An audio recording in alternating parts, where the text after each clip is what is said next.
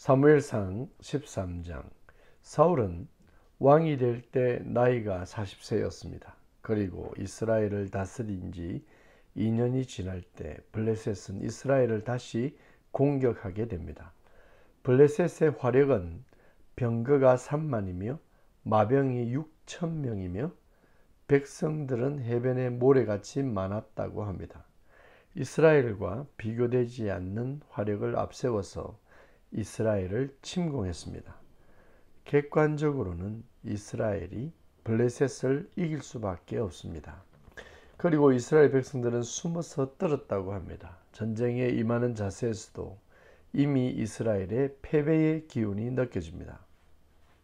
사울과 사무엘은 전쟁을 앞두고 여호와 하나님께 제사를 드리기로 하였습니다. 그런데 사무엘이 약속된 날이 되어도 길갈이라는 곳으로 오지 않자 백성들이 사울에게서 흩어지기 시작했다고 10절에 말씀하고 있습니다.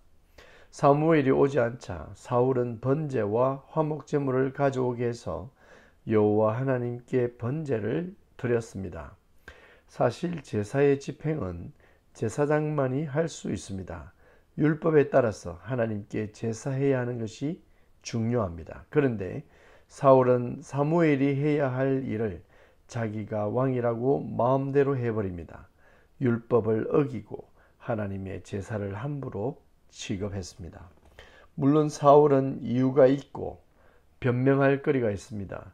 전쟁이라는 급박한 상황에 백성들은 떠나가고 할 수 없이 부득이하게 번제를 드렸다는 것입니다.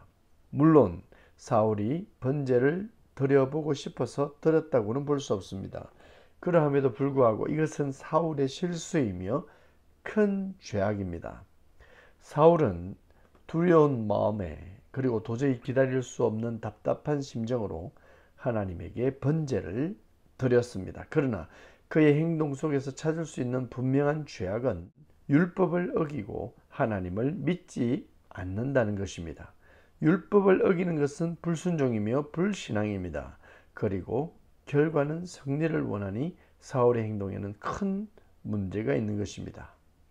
사울 왕이 사무엘을 대신하여 하나님께 번제를 드린 이 일로 인해 사울 왕은 하나님에게 버려집니다. 14절에 보니 사울 왕의 나라가 길지 아니할 것을 예언합니다. 이유는 하나님의 명령을 어긴 것입니다. 여호와 하나님에게 불순종하는 죄가 작은 죄가 아닙니다. 그리고 번제는 단순한 제사의 의미를 넘어서 오실 메시아, 즉 구원의 유일한 길을 보여주고 예표하는 매우 중요한 일입니다. 그 메시아를 상징하는 번제를 함부로 대한 것은 큰 죄가 될 것입니다.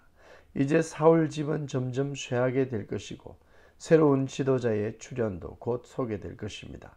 여러분, 하나님의 법을 소홀히 여기지 마시기 바랍니다. 그리고 하나님의 법을 지키는 자들이 되시길 축복합니다. 사랑하는 여러분, 번제라는 제사에 능력이 있는 것이 아니라 여호와를 순종하는 믿음의 능력이 있습니다. 따라서 믿음으로 구원을 받고 믿음으로 문제를 회복시키는 것입니다. 오늘도 믿음을 가지고 어려운 환경을 극복하시는 여러분들이 되시길 축복합니다. 샬롬.